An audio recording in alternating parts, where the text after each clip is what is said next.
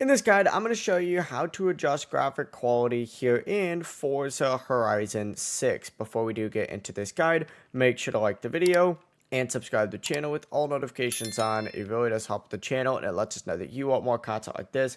We'd greatly appreciate it. And if at any point throughout this guide you had any questions, just ask them down in the comment section below and we can help you out further. I'm going to be doing my best to reply to every single comment down there.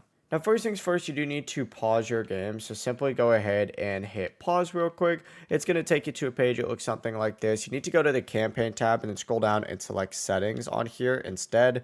But in the settings tab specifically, you need to go into graphics and performance, open it up. And in this menu, you can pick from a bunch of different available graphic presets. Some presets also include stuff like ray tracing as well. So go through here and customize it to be really whatever you would like. It's completely up to you.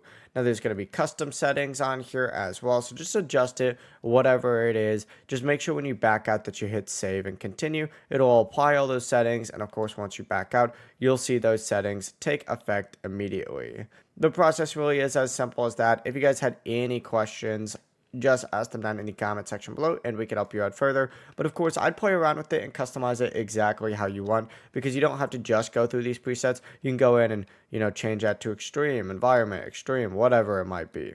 If you guys have any questions, once again, ask them down below and make sure to like the video and subscribe to the channel with all notifications on. It really does help us out and it lets us know that you want more content like this. We'd greatly appreciate it. And if at any point throughout this guide you did have any questions, once again, ask them down below. Have a good one. Bye-bye.